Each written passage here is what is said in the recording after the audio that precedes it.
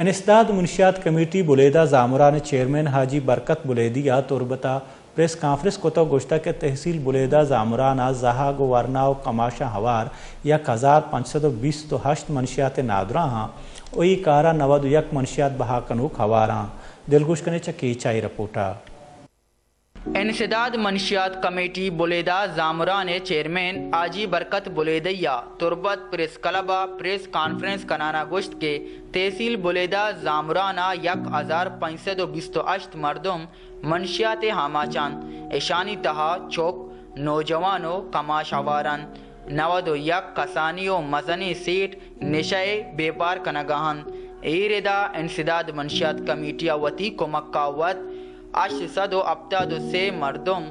نشائے ہاماچی نادروانی تربت بلیدہ کوئٹہ و کراچیہ سرجمی علاج کو تک بلے سرکار و انتظامیہ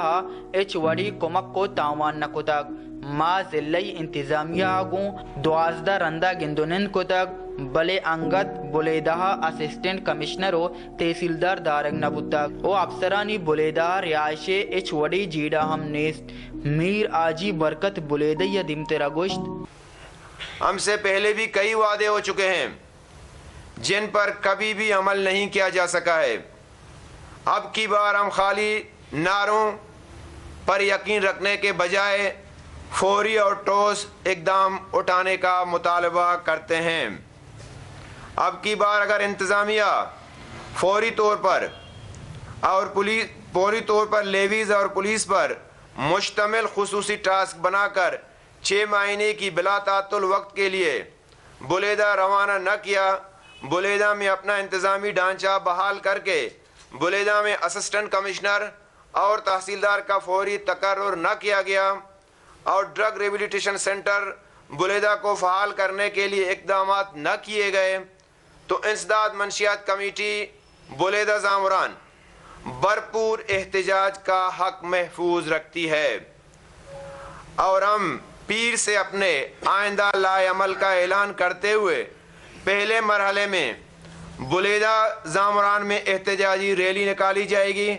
اور پھر تربت میں ہزاروں افراد کا دھرنا دیا جائے گا